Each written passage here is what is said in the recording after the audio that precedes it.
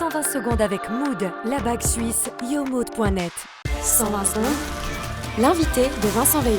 Les campings jurassiens sont pris d'assaut. C'est une enquête diffusée hier soir dans le 19-30 de la RTS qui le révèle. De nombreux établissements du canton ont dû refuser du monde durant le week-end de l'Ascension, malgré une météo peu clémente, et plusieurs d'entre eux affichent complet jusqu'à l'été et même parfois au-delà. Un attrait pour la simplicité, le retour aux sources ainsi que la recherche de proximité avec la nature explique en partie cet engouement, et on va en parler avec vous. Ibrahim Affolter, bonjour. Oui, bonjour. Vous dirigez le camping du Cras des Mottes, près de l'Ajoux, dans le Jura. Oui, le camping du Cras des Mottes, c'est Pilâtre, Saucy, Saint-Bray et l'Ajoux, tout près de l'état des Beuses. Et vous aussi, vous affichez complet. Oui, absolument. Les 23 emplacements à 8 balles qu'on a au camping du Cras des Mottes étaient tous occupés le week-end dernier. Et c'est pareil à nouveau pour le week-end de Pentecôte. Absolument, oui. Très content, on est.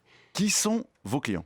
Alors, on a toujours ces familles de la ville qui viennent chez nous pour punir leurs gosses, mais ça représente que 7 à 8 emplacements comme les années habituelles. Pour punir leurs gosses ? Ben oui, si Nolan et Mila veulent jamais lâcher leur écran, s'ils refusent de donner un coup de main avec le lave-vaisselle, et puis s'ils refusent d'être calmes le soir, il vous suffit de les emmener au camping du Cras des Mottes.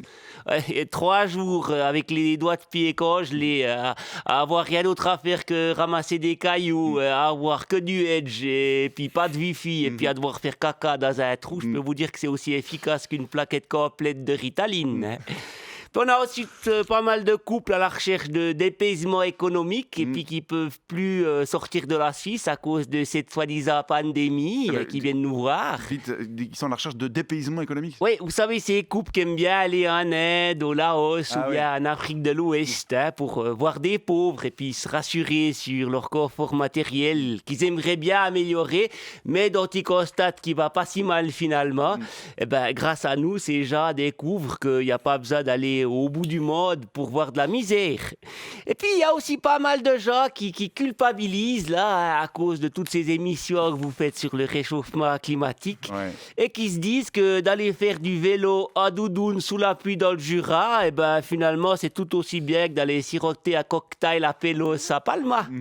Non, la culpabilité, c'est une arme de promotion touristique diablement efficace. Oui, et puis il y a aussi, monsieur, tout simplement le besoin de se reconnecter à la nature, non ? Oui, et à la violence. Oui, on a plusieurs autres qui sont très curieux d'assister au combat actuel entre les pros et puis les anti-initiatives phyto, là. Hein. Oui, parce qu'il faut dire qu'en ville, il paraît que c'est assez calme, mais alors chez nous, à la campagne, bordel à cul, ça chie. Hein.